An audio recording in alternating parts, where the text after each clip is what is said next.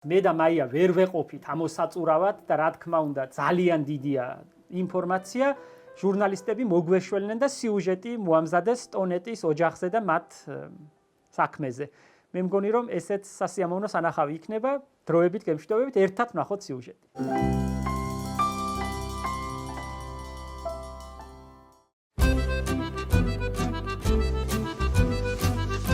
ეს 1000 გვარი ფორმისა და ზომის დახვეწილი ავეჯი საუკუნე ნახევრის წინ ერთმა გერმანელმა კაცმა შექმნა. მაშინ მე-19 საუკუნის 50-იანი წლები იყო და 400 იდენტური სკამისგან შემდგარი პირველი ნაკეთობა მომხმარებელს ბუდაპეშტში გაუგზავნა.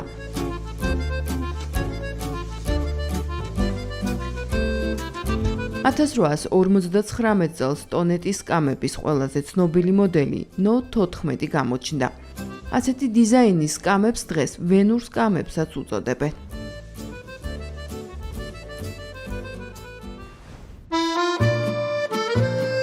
ტონეტის საოჯახო ბიზნესი აწარმოებდა ხის ფრაგმენტებს ორთქლის ტექნიკით, რაც სხვადასხვა დიზაინის შექმნას ხის დაგრეხვით ხდიდა შესაძლებელს.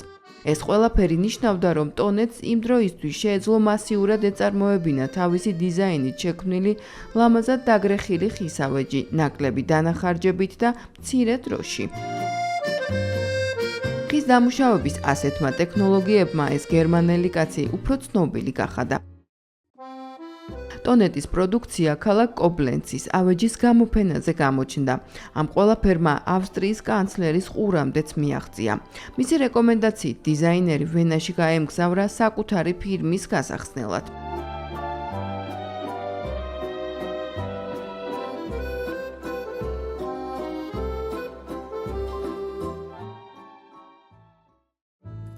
ტონეტის ავეჯი არა მხოლოდ ყველაზე მსუბუქი და იაფი იყო მსოფლიო ბაზარზე, არამედ ყველაზე გამძლეც.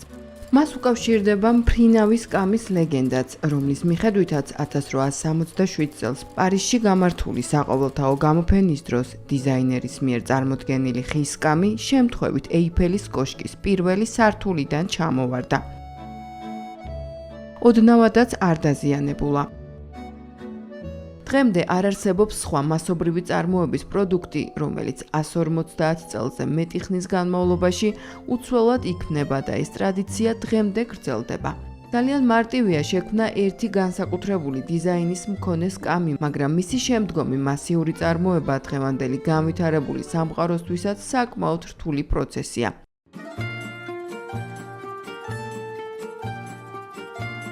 მიხაილ ტონეტის მემკვიდრეობას დღეს ავეჯის მსხვილი მწარმოებელი ბრენდი ტონი განაგრძობს.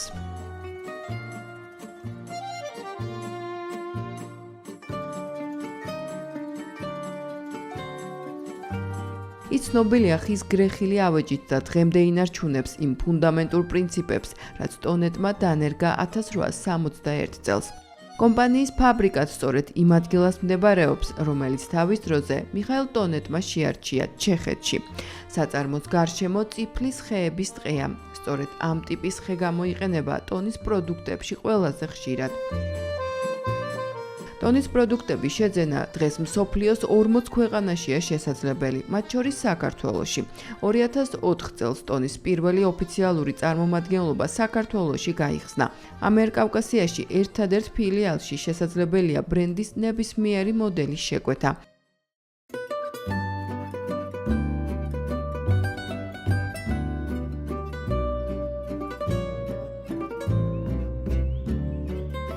მიხაილ ტონეტის სკამებს დღეს არაერთ ოჯახში შეხვდებით.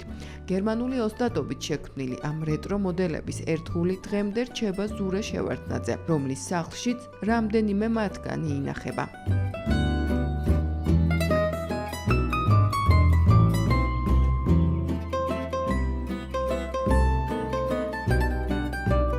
უნიკალური დიზაინით შექმნილი სკამები დღეს უკვე რელიქვიაა და დიდი ისტორიის ნაწილი. იმ ისტორიისა და ოსტატობის, რომელმაც წლებს გაუძლო და ჩვენამდე მოაღწია.